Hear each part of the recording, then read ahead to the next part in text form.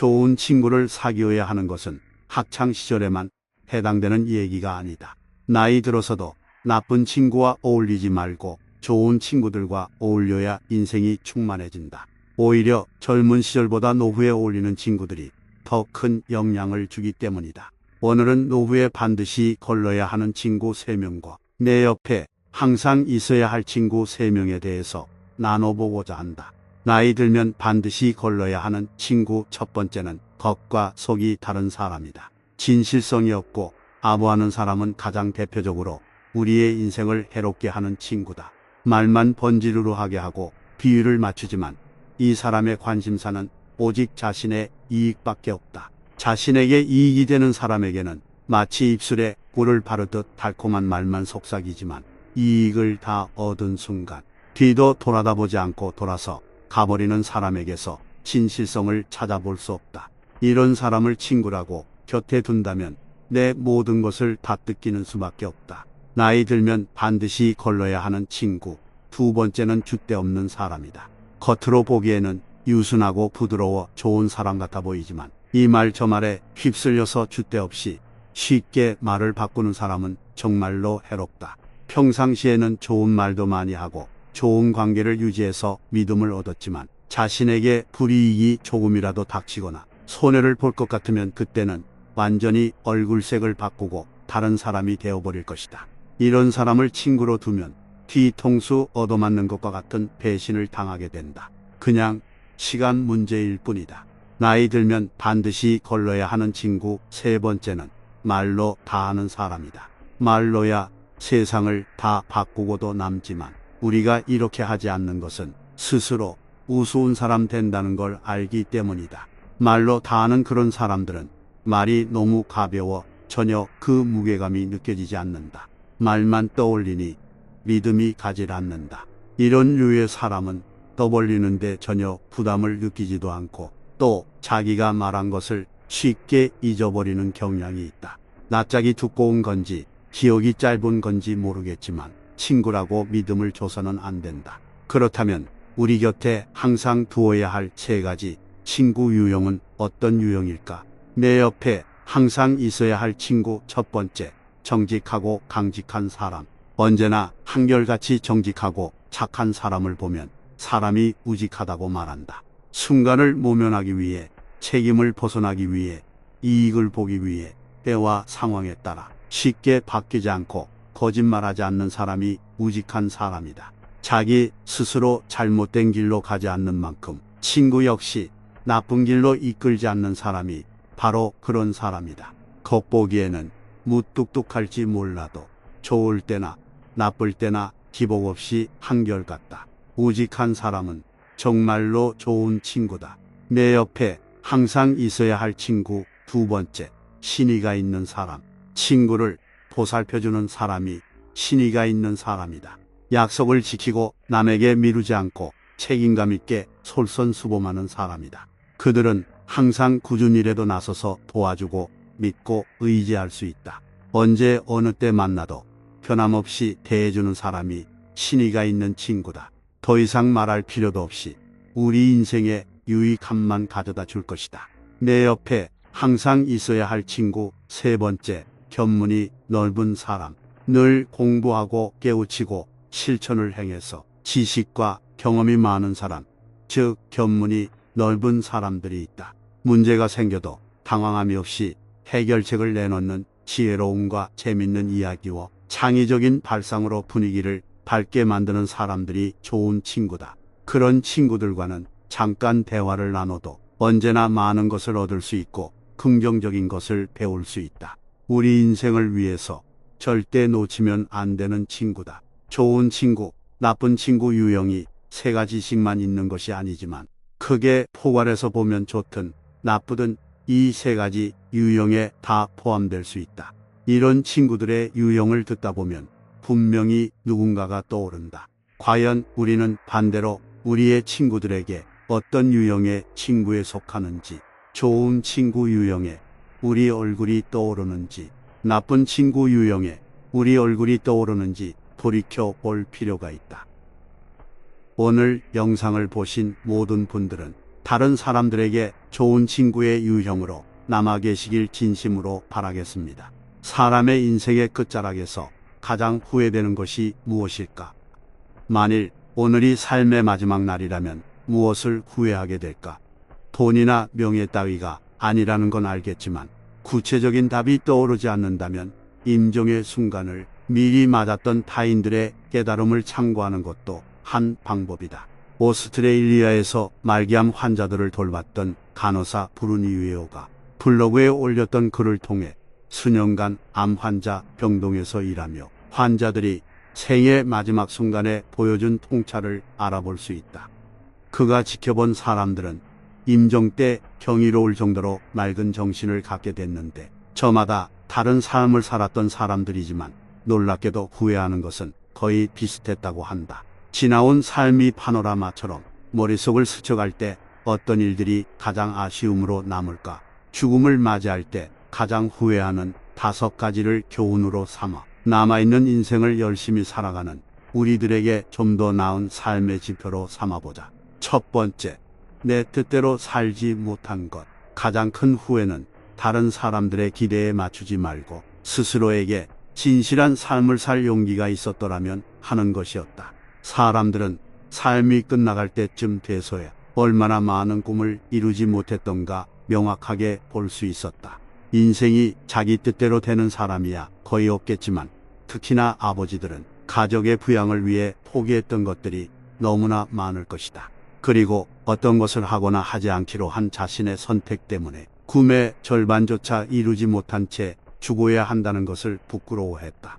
사람들이 좋다고 하는 길을 선택한 삶의 대가가 뼈저린 후회뿐이라면 눈치 보지 말고 자신이 바라고 좋아하는 삶을 현실적으로 어떻게 이루어갈 것인지 생각하고 과감히 행동하는 편이 더 좋았을 것이다. 그게 어떤 결과로 다가오든 자신에게 진정한 삶이 될 것이다. 두 번째, 일을 덜 하지 못한 것. 이 후회는 모든 남성에게서 나타난 공통점이었다. 그들은 회사에서 쳇바퀴를 도느라 아이들의 어린 시절과 배우자와의 친밀감을 놓친 것을 깊이 후회하고 있었다. 노년의 안정된 삶과 풍요로운 미래의 청사진 속에 나 자신을 하루하루 모질게 학대해온 세월의 미안함과 깊은 후회를 느낀 것이다. 이제껏 직장이나 사회생활을 하면서 그토록 스트레스를 받고 애쓰고 애간장 녹이며 움켜진 일들 중 지금 우리에게 유의미한 일로 남은 일은 과연 얼마나 있을까? 생각보다 많지 않을 것이다. 그러니 그것들에 무작정 휘둘릴 필요가 없는 것이니 매사 조바심보다는 삶의 여유를 느끼며 살아가야 한다. 세 번째, 화를 내지 못한 것. 죽기 전에 후회하지 않으려면 감정을 표현하는 연습을 하는 것이 좋다. 임종을 앞둔 사람들은 다른 사람들과 평화롭게 살기 위해 자신의 감정을 억누른 부작용을 지적했다. 그들은 솔직한 감정을 표현하지 못해 내면에 쌓인 냉소와 분노가 병을 만들었다고 여겼다. 아닌 것은 아니라고 나의 의견을 떳떳하게 표현하고 살았더라면 내면 속에 내 삶은 더 윤택하지 않았을까 하는 후회일 것이다. 남의 시선에 신경 쓰여서 감정을 표현하지 못하다가 용기 내어 드러냈을 때의 통쾌함과 유쾌함을 느껴본 적이 있지 않은가.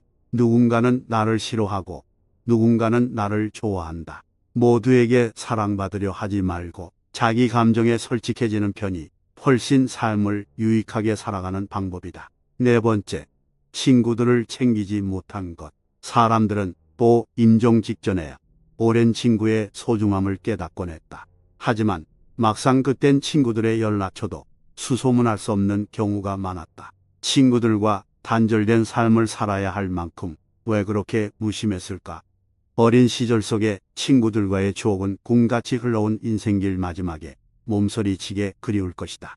연락처라도 알아두고 수시로 추억을 얘기하며 살아가는 시간을 만들어가야 한다. 다섯 번째, 도전하지 못한 것. 직업을 바꿔볼까? 저런 취미를 가져볼까?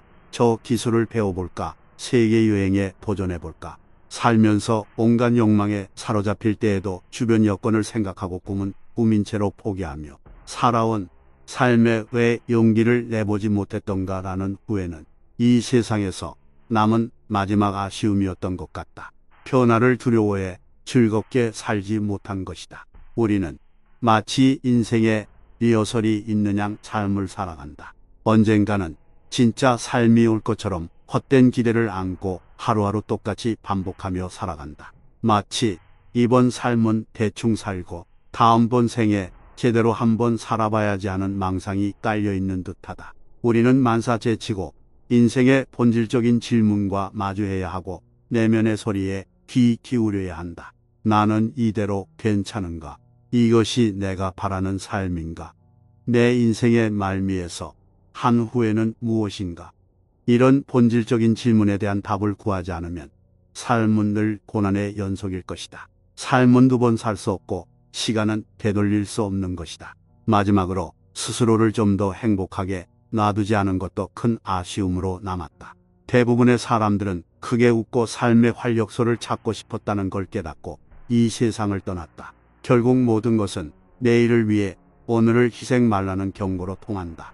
길을 알면서도 못 가는 건 멍청해서가 아니라 너무 똑똑해서일 것이다. 오늘 밖에 모르는 바보, 그렇게 바보로 한번 살아보자고 부질없는 다짐을 거듭해 본다. 삶에서 진짜 중요한 것과 사소한 것을 구분하는 지혜를 발휘하며 살아가자. 그러기 위해서는 오롯이 나에게 집중하는 시간이 필요하며 때론 이기적으로 보일지라도 자기 자신에게 몰입하는 태도가 필요하다.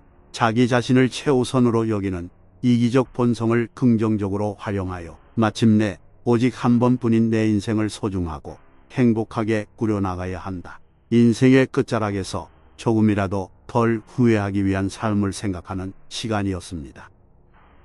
오늘 영상을 보신 모든 분들의 인생에는 후회가 남지 않기를 진심으로 바라겠습니다. 지금부터 30년 후인 2050년경이 되면 평균 수명 100세 시대를 넘어 120세 시대가 열린다고 한다. 지금부터 30년 전 1990년대의 평균 수명은 75세쯤이었다.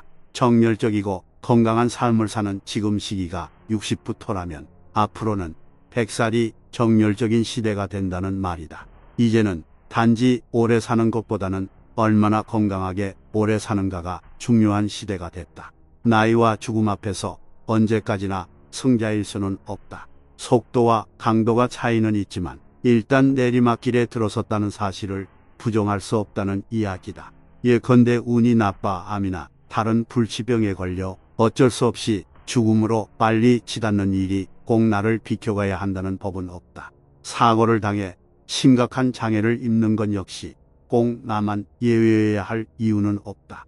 아프지만 있는 현실을 받아들이고 자신의 상황을 인정하는 것이 어른다운 일이다. 장애와 질병과 죽음을 피할 수 없는 상황인데도 마지막 순간까지 현실을 부정하는 것은 용감한 것은 아니며 자연의 섭리를 인정하고 인생을 달관하는 긍정의 여유가 또한 필요한 시기인 것이다. 나이가 들면 없던 병도 생기기 마련이고 젊었을 때 가졌던 것들을 하나둘씩 잃어가는 게 인생이니 그런다고 아쉬워하며 과거에만 매달려 살 일이 아니라 현실을 직시하며 받아들일 건 받아들이고 놓아야 할 건 과감하게 놓고 나이 들어감을 거북해 할 것이 아니라 오히려 즐기고자 마음을 먹고 행동으로 옮긴다면 내 자신은 물론이고 식구들이나 주변 사람들에게도 모두 좋을 것이다. 괴테는 노인의 삶은 상실의 삶이라는 유명한 말을 남겼다. 사람들은 나이가 들어가면서 잃게 되는 5가지가 있는데 그건 바로 건강과 돈, 일과 친구, 그리고 꿈이라고 했다.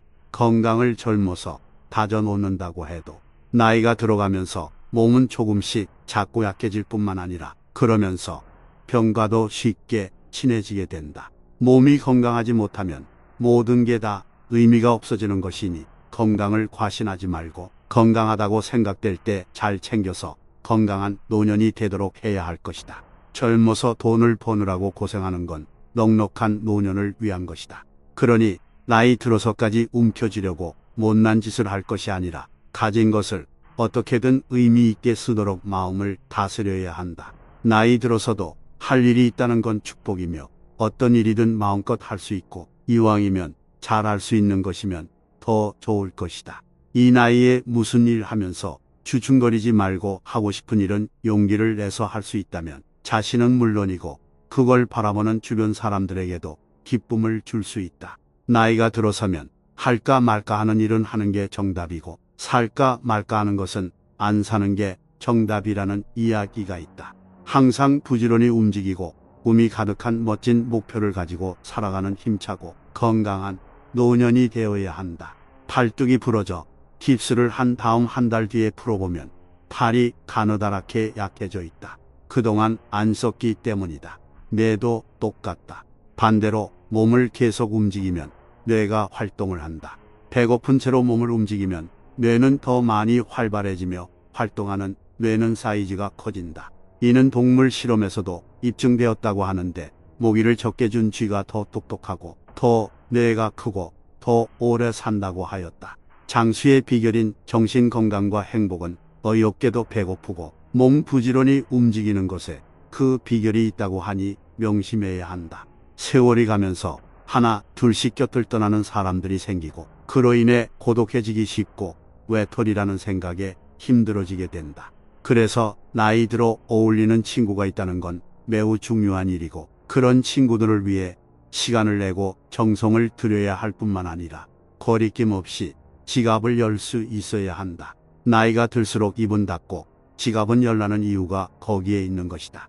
퇴퇴는 젊었을 때의 꿈이 현실적인 거라면 노년의 꿈은 내세에 대한 소망이니 그 꿈을 이루기 위해서 종교를 가지고 자기 성찰을 하는 명상의 시간을 가지라고 했다. 마음속에 들어있는 것은 행동함으로써 이루어지고 실천하지 않으면 아무것도 달라지는 것이 없다고 했으니 그 5가지에 대해 더욱 진지하게 생각하고 조금이라도 더 오래 유지할 수 있도록 해서 좀 더 풍요롭고 아름다운 황혼이 된다면 그야말로 축복받는 노년이 될 것이다. 물론 사랑하는 사람과 함께하는 노년이라면 더 바랄 게 없으며 주어진 오늘에 최선을 다하는 삶이 축복된 그날을 맞이하게 될 것이다. 마지막으로 노년을 앞둔 중년의 가장 큰 과제는 배움이다. 어제까지 무심코 지나쳤던 길가의 이름 모를 풀꽃들의 생김새에 감탄했다면 그날은 그 꽃에 대해 배운 날이다. 손주가 새로운 말을 배워서 할머니한테 써먹으려 할 때 그 단어가 갖고 있는 뜻을 새롭게 깨달았다면 그날은 손주를 통해 기쁘게 배운 날이다. 수십 년 동안 멸치를 넣고 끓여 먹던 된장찌개에 차돌박이를 넣었더니 맛이 매우 훌륭했다면 그날은 요리법을 새로 배운 날이다. 젊은이들이 등장하는 오디션 프로그램을 통해 과거의 노래를 새롭게 해석하는 법을 따라하고 있다면 그날은 그 노래를 새로 배운 날이다. 이렇게 하루하루 무언가를 배워간다면 매일이 새롭고 즐거운 날이 아닐까. 죽는 그날까지 아픔을 배울 수 있고 병원 생활을 배울 수 있고 진통제 맞는 법을 배울 수 있고 의사와 간호사에게 감사함을 표현하는 법을 배울 수 있고 마지막 순간 한 번도 경험해보지 못한 죽음을 배울 수 있어 감사하다면 죽는 그 순간까지 배우는 즐거움을 만끽할 수 있지 않을까. 오늘 영상을 보신 모든 분들의 하루하루가 행복하시길 진심으로 바라겠습니다. 친구라는 단어는 듣기만 해도 따뜻하다. 함께 했던 추억들도 떠오르니 입가에 웃음도 번진다. 친구는 신이 우리에게 보내주신 선물이라는 말이 있지만 그 선물도 차버리고 친구 없이 노년을 쓸쓸하게 보내는 사람들이 있다. 벌이 찾지 않는 꽃에는 다 그럴 만한 이유가 있다.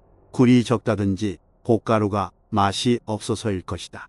영화를 개봉했음에도 관람객이 오질 않고 막대한 자금을 투입해서 이벤트를 개최했는데 사람들이 몰려들지 않는다는 것은 재미가 없고 볼 것도 없어서 그럴 것이다. 친구 하나 없이 외롭게 사는 사람도 마찬가지로 그만한 이유가 있기 때문이다. 나이 들면 재테크보다 친구들과의 관계를 잘 유지 관리하는 우테크가 무엇보다 중요하다고 얘기를 한다.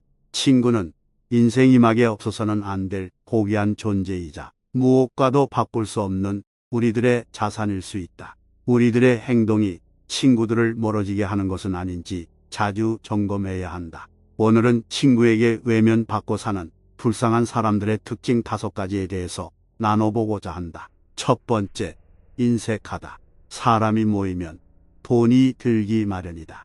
신발을 신고 문 밖에만 나가도 모든 게 돈인데 친구들 만나면 교통비도 들고 밥값, 술값이 든다.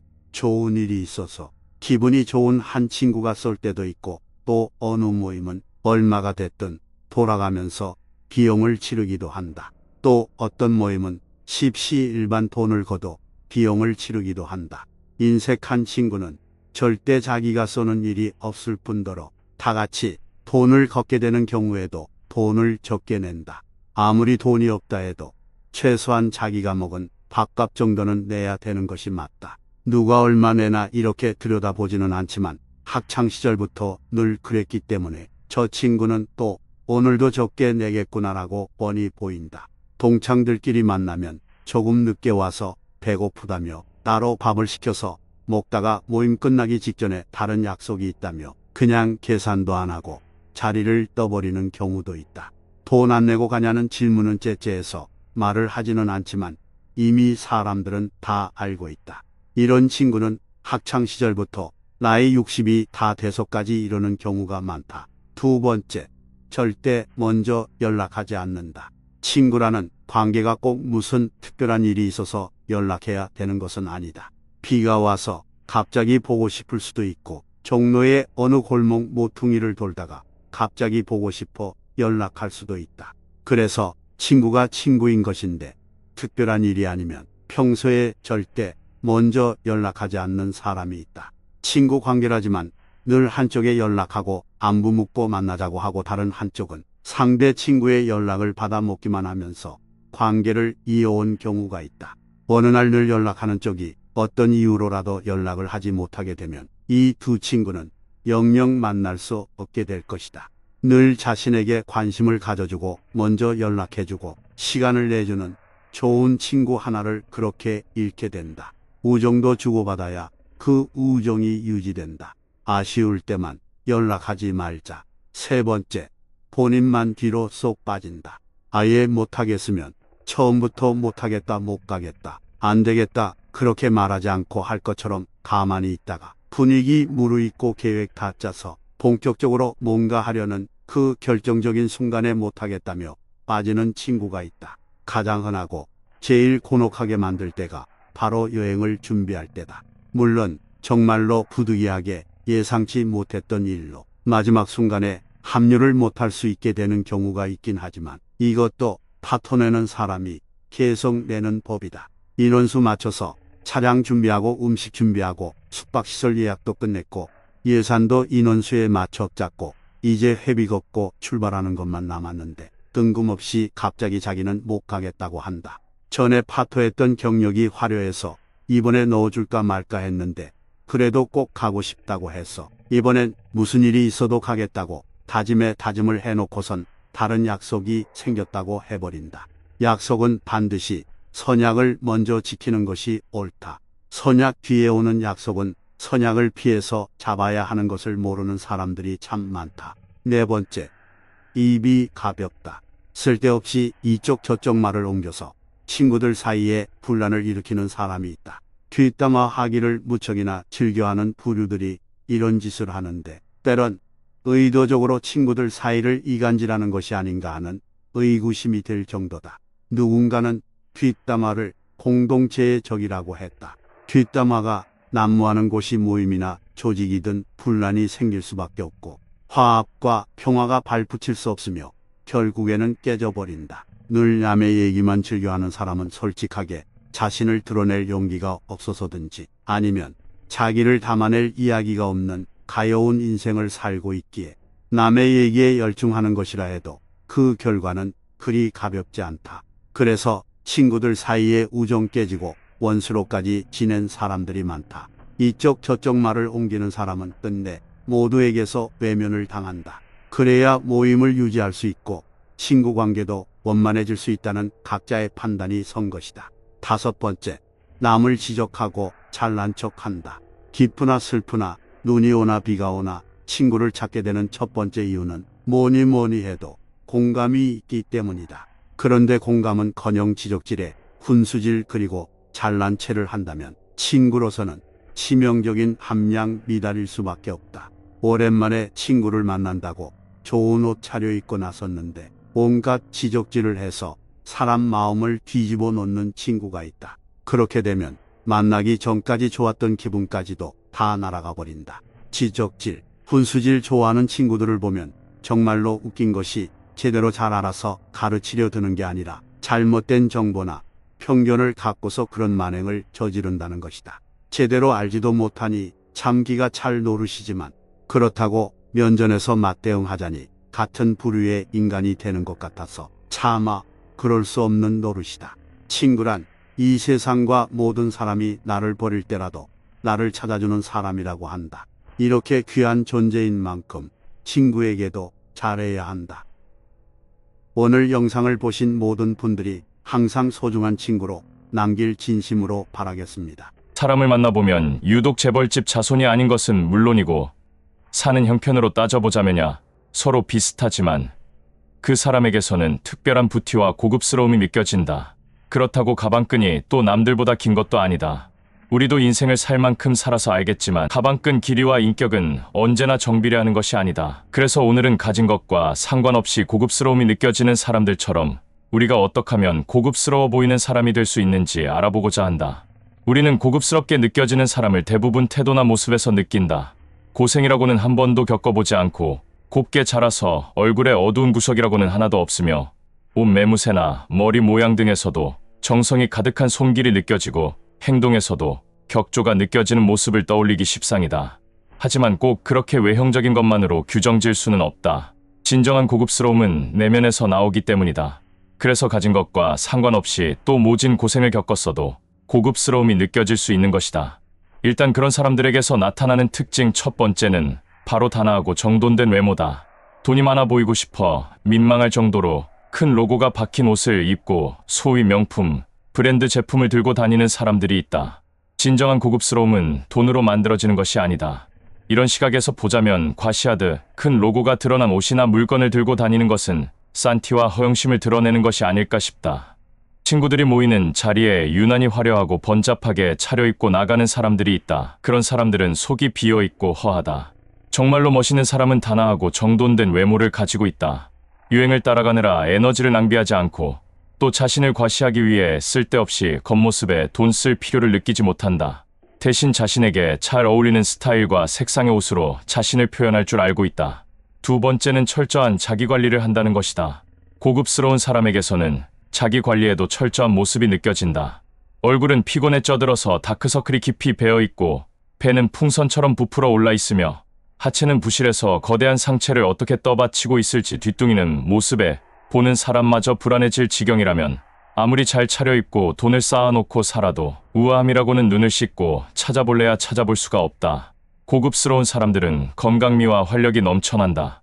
인생 살아가는데 무엇이 제일 중요한지 아는 것이고 균형 있고 절제된 생활을 하고 있음을 말이 아니라 몸으로 증명해 보이는 그 생동감에서 부티가 물씬물씬 느껴진다. 세 번째, 항상 여유롭다. 고급스러운 사람들은 항상 평정심을 잃지 않는다. 화들짝 놀라지도 않고 불같이 화를 내지도 않고 또 너무 좋다고 펄쩍펄쩍 뛰지도 않는다. 한마디로 평정심을 잃지 않고 늘 안정된 모습을 보인다. 감정 기복이 거의 없고 있다고 하더라도 겉으로 드러나지 않는다. 그렇다고 좋아할 일, 슬퍼할 일, 아파하는 일에 공감 못하고 목석같이 감정 없는 사람은 아니다. 오히려 스스로의 감정 조절에 능해서 주변 상황에 휘둘려 쉽게 흥분하지 않고 언제나 차분하게 상대방의 말에 온화하고 따뜻하게 반응한다. 네 번째, 모든 사람을 존중한다. 고급스러워 보이는 사람은 상대방을 차별하지 않고 존중하는 태도를 보인다. 나이 어리다고 초면에 반말하지도 않고 자신이 손님이라고 직원에게 고압적인 태도를 보이지도 않는다. 또 불만을 얘기할 때도 흥분하지 않고 조곤조곤 이야기한다. 어디서도 무례함을 찾아볼 수가 없다. 비싼 옷 잘 차려입고 고급진 백화점에서 시장 장터처럼 소리 높이고 싸우는 사람들이 있다. 그런 사람에게서는 절대 고급스러움을 찾아볼 수 없다. 정말로 멋진 사람들은 자신보다 낮아 보이는 사람에게조차도 머리를 숙인다. 예의를 사람 가리면서 봐가면서 하지 않는다. 다섯 번째, 유머 감각이 있다. 평정심을 잃지 않는다는 것으로 감정 표현도 못하고 재미 하나 없는 사람이라는 말이 아니다. 고급스러워 보이는 사람들의 여유로움은 유머 감각에서 나온다. 유머 감각이란 상황을 재밌게 생각하고 사소한 문제에 대해서도 여유롭게 대처할 수 있는 능력을 말한다. 우스갯소리나 찍찍해대고 상대방 감정 상하는 거 무시하고 여럿이서 한 사람 바보 만드는 것을 유머 감각이라고 아는 사람들도 있는데 그것은 잘못된 것이다. 유머 감각은 우리가 화날 상황에서 모두의 스트레스를 풀어주고 분위기를 바꾸는 말 한마디를 할 수 있는 아주 고차원적인 센스를 말한다. 그러니 유머 감각이라는 것도 내적 수련이 부족하면 절대 나올 수 없는 것이다. 6번째, 항상 긍정적인 말을 한다. 말은 생각보다 커다란 힘을 갖고 있다. 말 한마디로 인생을 바꾸기도 하지만 관계를 돌이킬 수 없는 지경에 이르게 하기도 한다.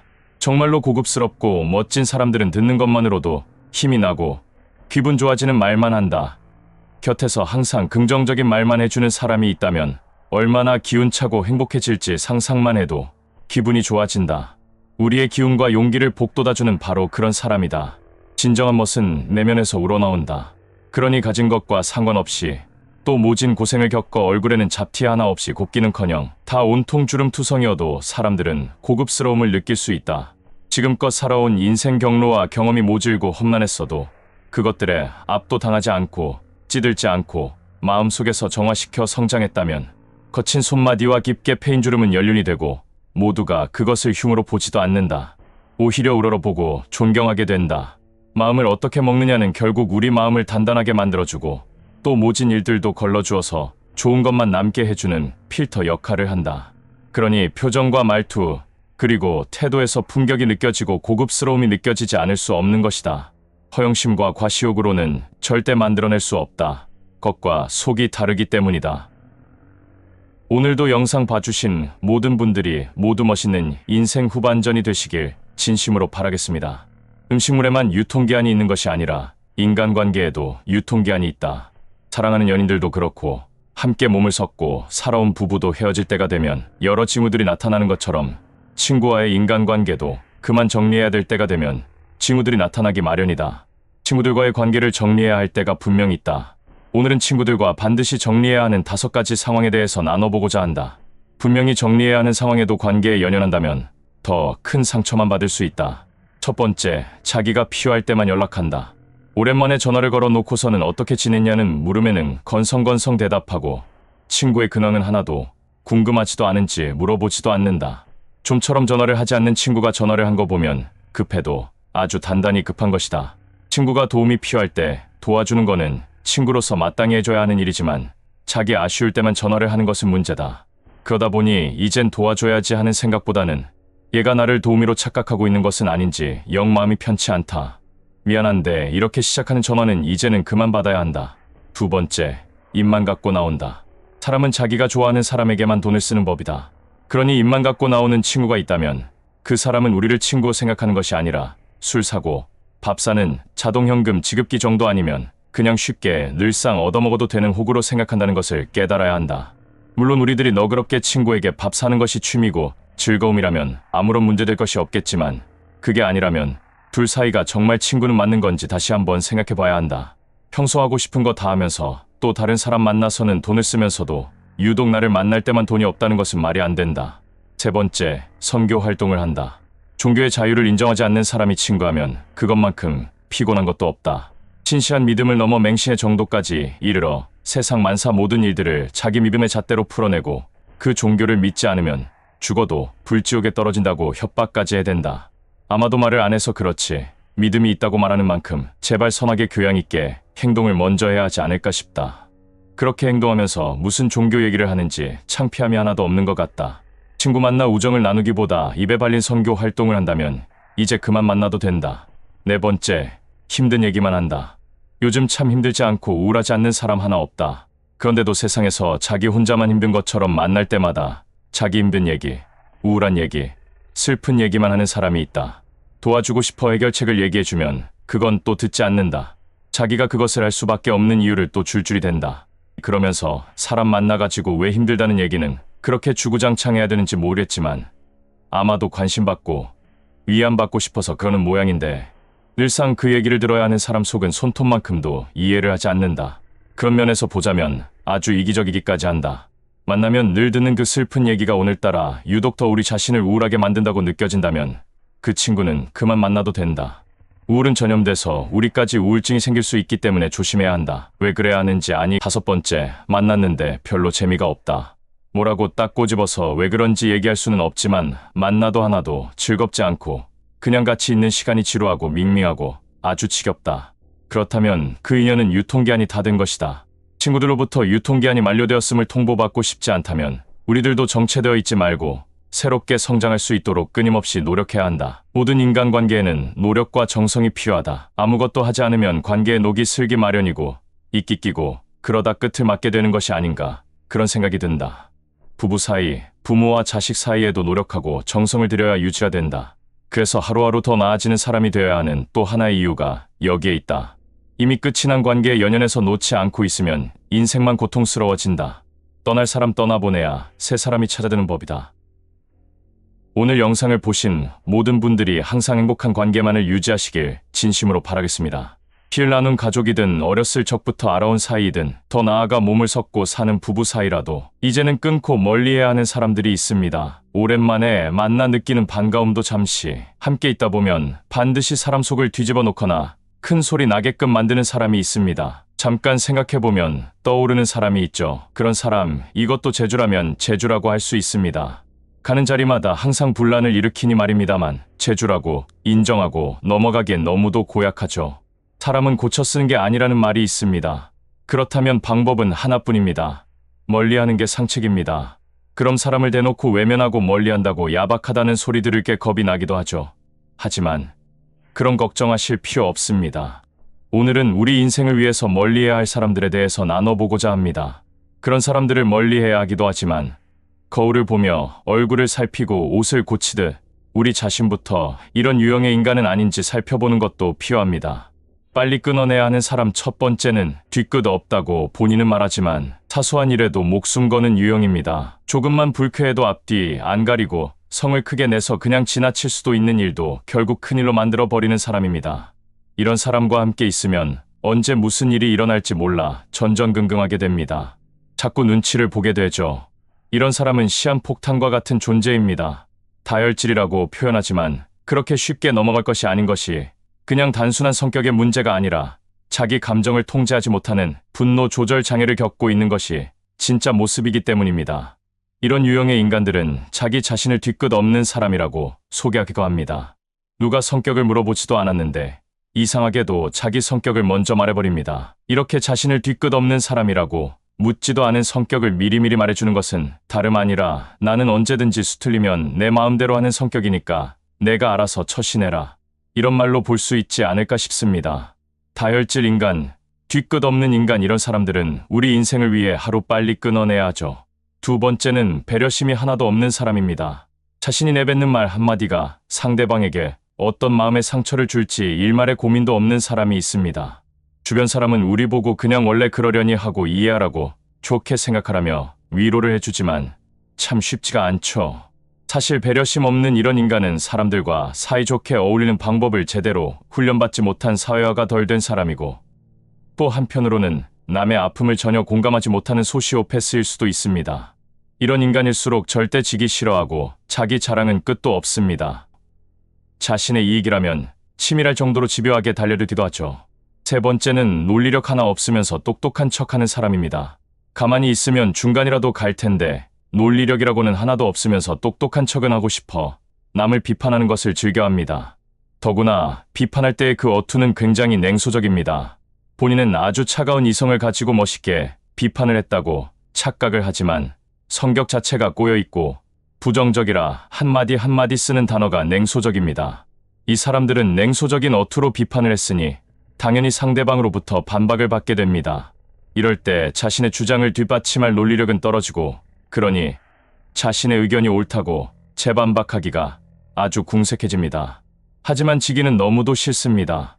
그래서 하는 짓이 인신공격을 퍼붓기도 하죠.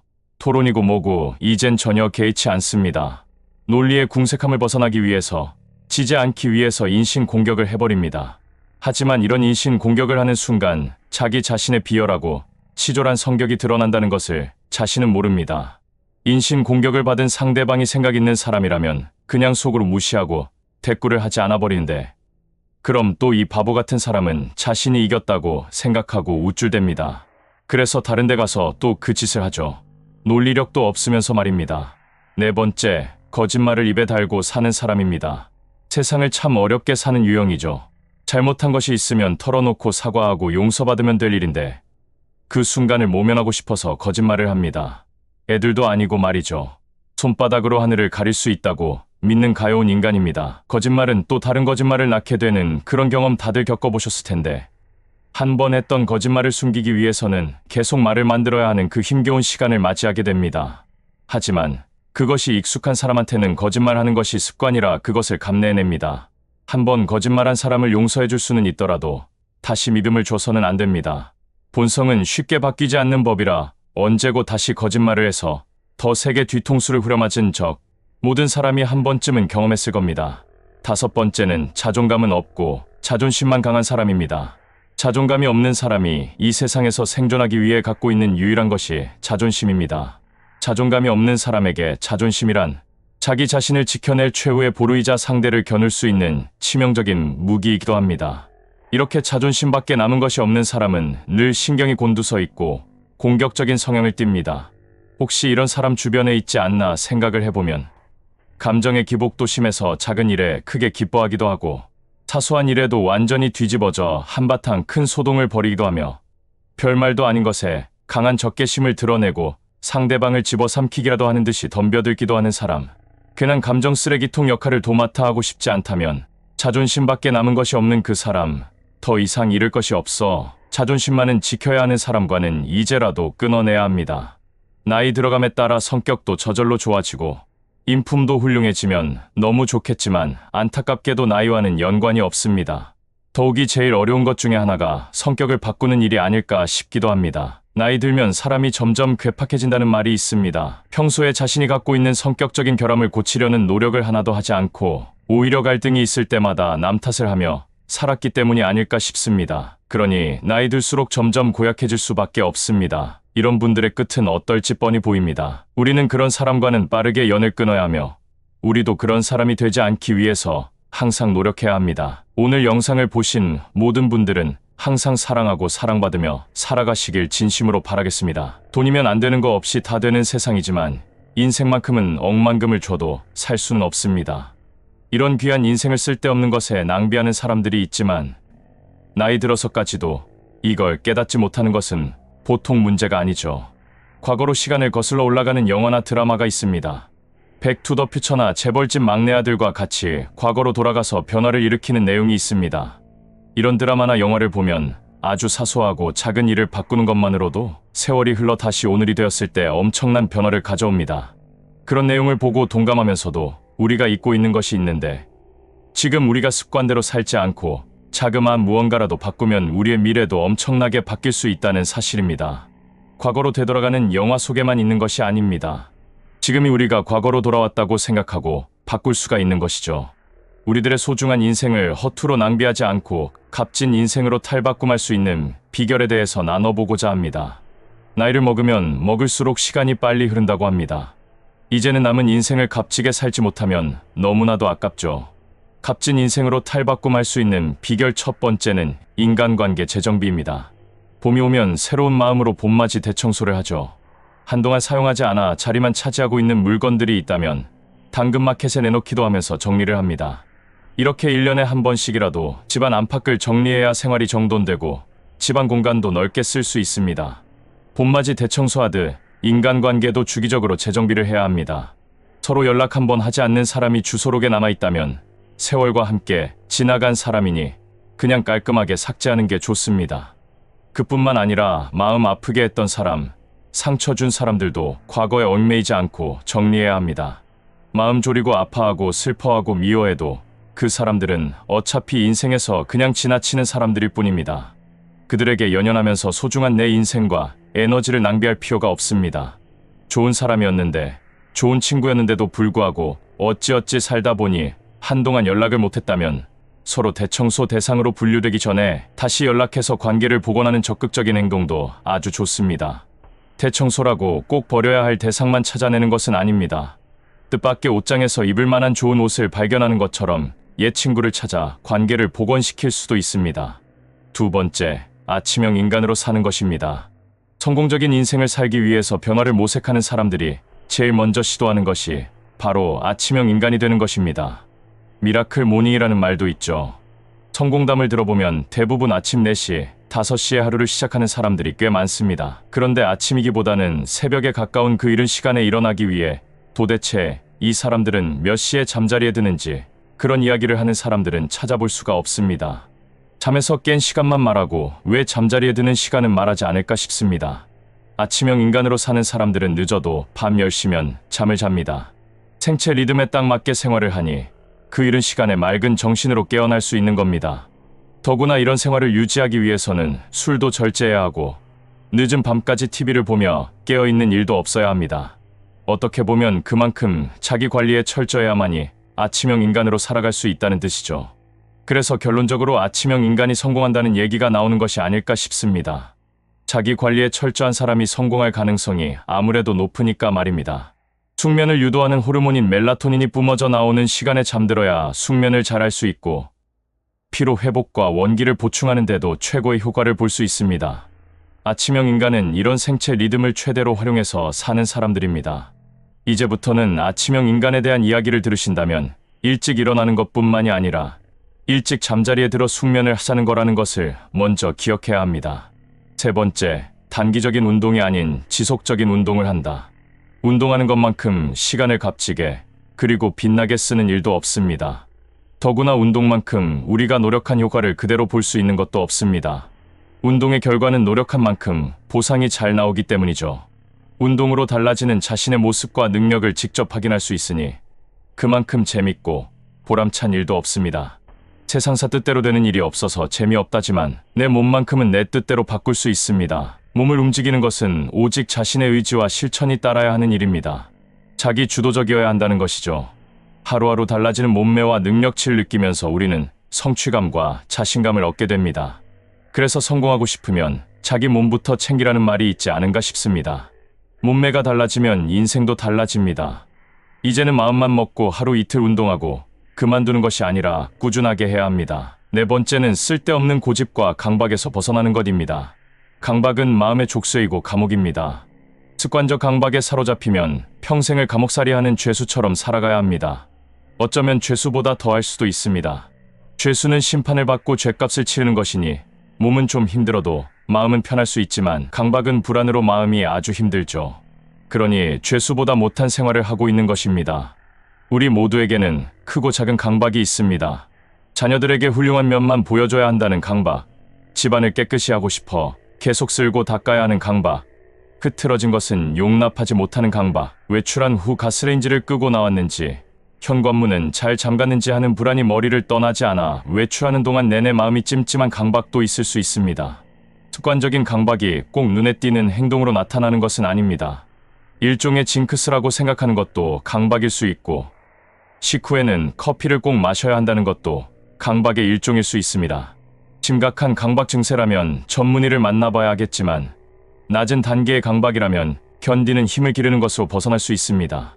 불안과 초조함이 몰려오겠지만 오늘은 10분, 내일은 15분, 모레는 20분 이렇게 견디는 시간을 늘려가는 것으로 내성을 키울 수 있고 또 익숙한 행동에서 벗어나 새롭고 낯선 경험과 행동으로 강박의 영역에서 아주 멀리 떨어져 나오는 시도도 해볼 만합니다.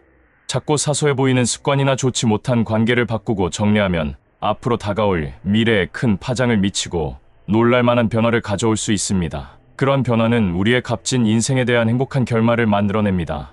오늘 영상을 보신 모든 분들은 항상 값진 인생만을 사시길 진심으로 바라겠습니다. 노후 준비는 정말 기사도 많고 관련 영상과 글도 너무나도 많은데 어떤 기준으로 시작해야 할지 막막한 것이 사실입니다.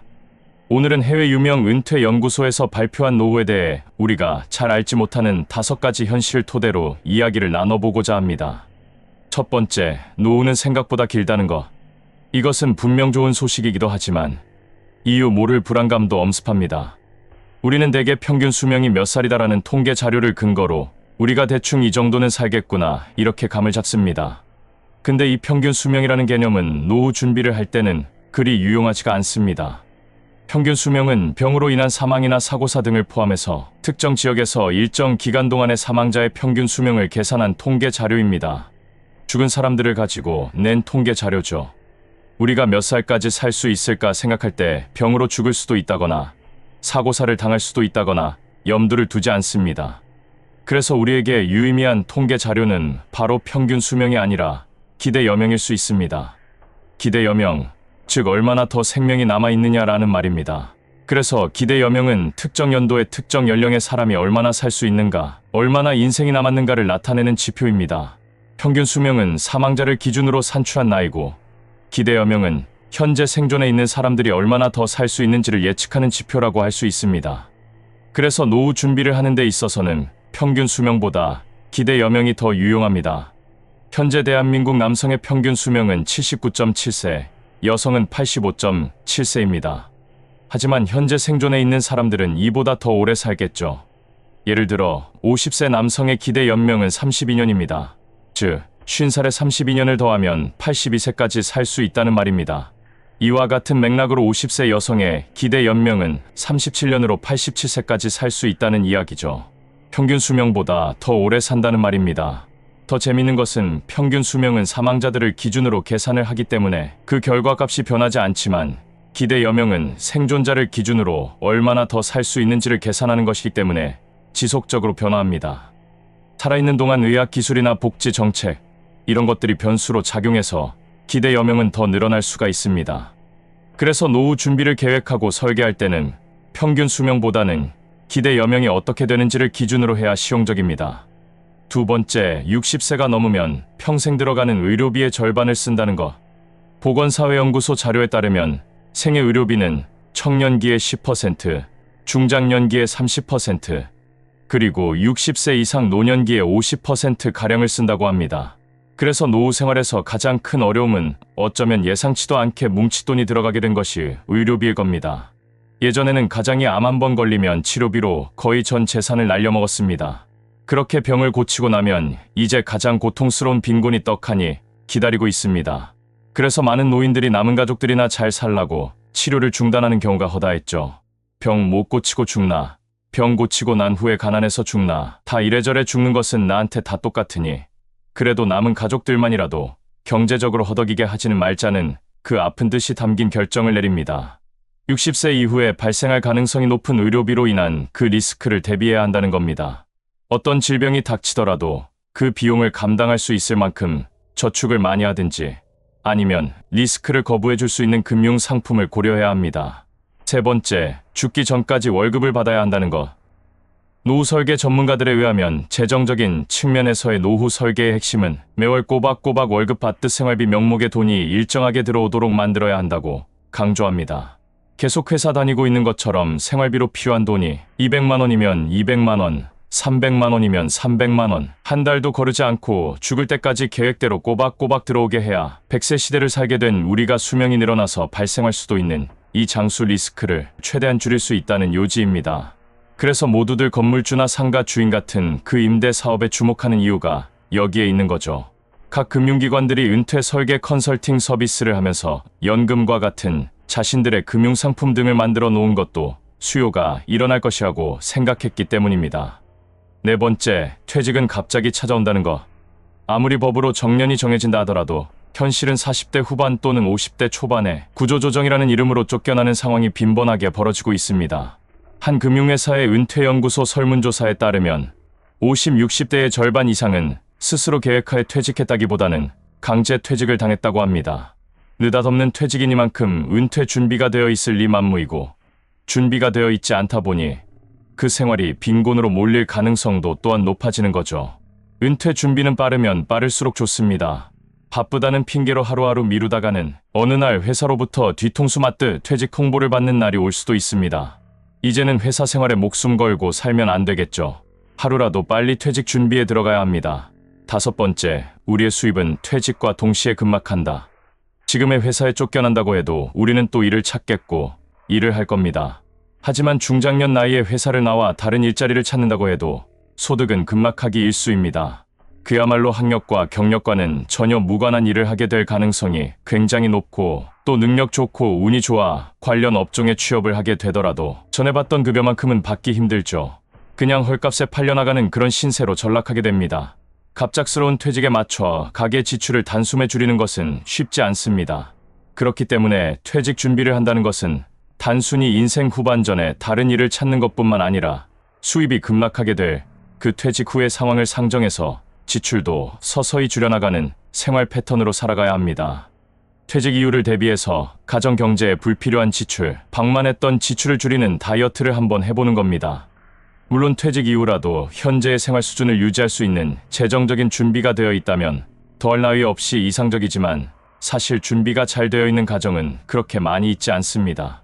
그래도 또 어떤 일이 벌어질지 모르니 일단 줄여놓는 게 더 좋습니다.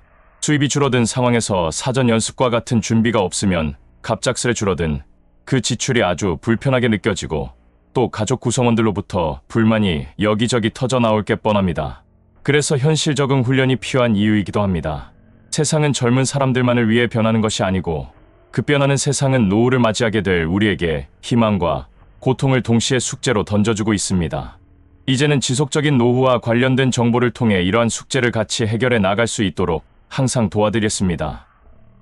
오늘도 영상을 보신 모든 분들의 노후가 탄탄하시길 진심으로 바라겠습니다. 나이 들수록 나이를 잊어야 합니다. 대부분의 사람들이 나이 드는 것에 대해 두려움을 가지고 있습니다.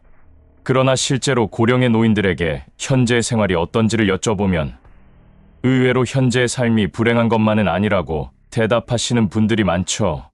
나이가 들수록 행복해지는 사람들의 행복 이유는 다양합니다.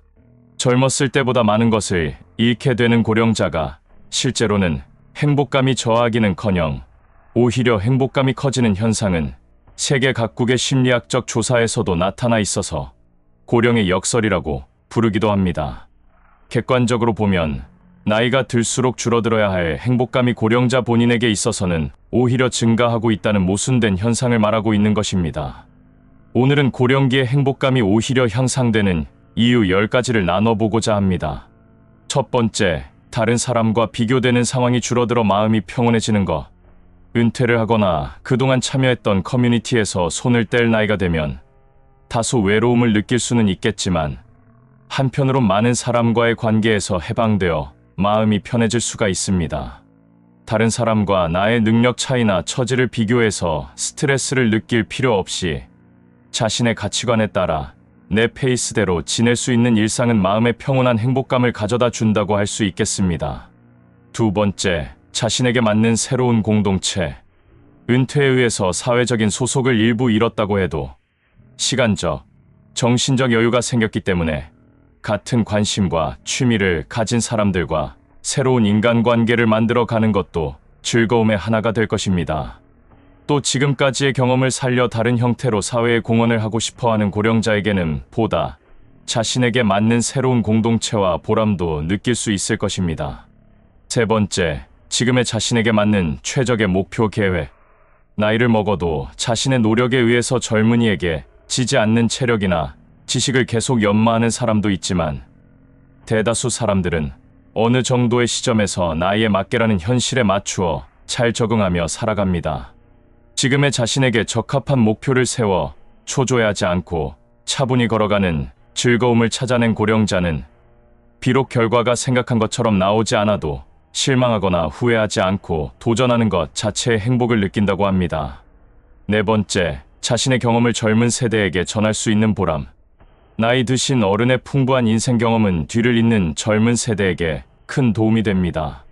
다른 세대가 서로의 지식이나 생각을 서로 나누는 것은 서로에게 새로운 자극이 되고 고령자 자신이 인생의 선배로서 역할을 할 수 있다고 느낄 수 있다는 것은 고령자의 심신을 더욱 건강하게 해줍니다.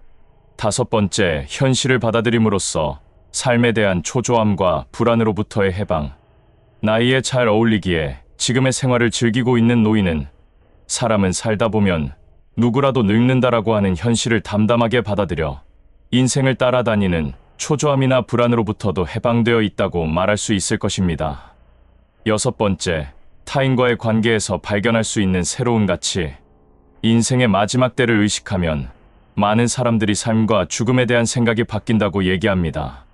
지금까지는 그저 당연하게 지내온 일상이나 계절의 변화에 마음이 움직이거나 가족, 친구와의 사랑이나 우정의 새삼 감사의 마음을 가지며 거기에서 행복함을 찾습니다. 또 자기 중심적인 사고방식에서 벗어나 남은 인생을 사회나 타인을 위해서 사는 것에 기쁨을 느끼는 고령자가 많은 것도 이러한 타인과의 관계에서 젊을 때는 느끼지 못한 큰 가치를 느끼고 있기 때문일지도 모릅니다. 7번째, 나이 먹는 것에 대한 긍정적인 즐거움. 나이를 한 살 먹을 때마다 젊음이 손상되는 것에 큰 불안을 느끼며 조금씩 우울해져 버리는 사람이 많습니다. 그렇지만 노화를 자연스러운 것으로 받아들이며 자신의 연령에 맞춘 생활을 긍정적으로 즐기고 있는 사람도 많이 있습니다. 젊은 시절에는 할 수 없었던 사물을 바라보는 방식이나 가치관이 서서히 변해감으로 자신다움을 발견해 오히려 젊게 빛나 보이는 사람들입니다.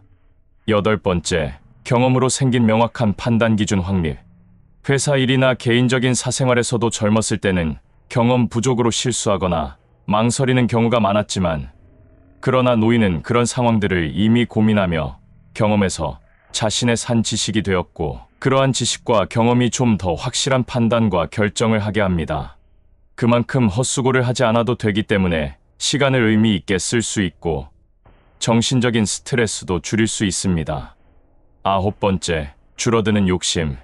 젊을 때는 유행하는 옷이나 잡화에 눈이 쏠려 정리가 안 될 정도로 온갖 물건들을 사 모으기도 했지만, 점차 나이를 먹으면서 물건에 대한 욕심도 조금 바뀌어갑니다. 어느 정도 인생의 경험을 한 사람일수록 앞으로의 생활에 정말로 필요한 것과 그렇지 않은 것을 명확하게 하려는 생각이 강해집니다. 최근에는 미니멀 라이프라는 말도 자주 듣습니다. 꼭 필요한 것들만 남겨두고 가능한 홀가분하고 깔끔하게 살고 싶다고 하는 사람은 앞으로도 한층 더 늘어날지 모릅니다. 10번째, 스스로에 대한 수용으로 불안감 감소. 고령자들은 젊은 시절의 경험에 의해서 자신이 잘하는 것이 무엇이며 아무리 잘해도 잘할 수 없는 것, 그리고 자신에게 맞지 않는 것을 이미 알고 있습니다. 또 젊은 시절보다는 자신의 감정을 다루는 데에도 능하고 정신적으로 안정되어 있습니다. 그래서 무리하지도 않고 너무 과하게 꾸미지 않고 살아간다면 인생을 더 즐길 여유가 생기고 나이 들음에 대한 불안감도 줄어듭니다. 경제적으로나 건강면에서 생각하면 고령의 현실에는 힘든 부분도 많이 있는 것은 사실입니다. 하지만 젊은 시절부터 쌓아온 경험, 다가온 감성은 나이를 먹어야 삶의 활용이 됩니다. 자신이 지금 가지고 있는 것의 가치를 알고 인생은 지금부터라는 생각으로 자신다운 행복의 본연의 자세를 지금부터 천천히 찾아가는 사람일수록 하루하루를 아무 일 없이 편안하게 살 수 있을지도 모릅니다. 결국 젊은 사람보다 행복해질 수 있는 비결은 나이 듦을 자연스럽고 긍정적으로 받아들이고 현재의 자신다움으로 과거보다 미래의 새로운 꿈을 가지고 하루하루를 자신의 마음에 맞는 사람과 관계를 맺고 자신에게 적합한 일을 하며 활발하게 살아가는 것이 행복한 삶을 살아갈 수 있는 비결입니다. 오늘 영상을 보신 모든 분들의 행복이 끝이 없으시길 진심으로 바라겠습니다.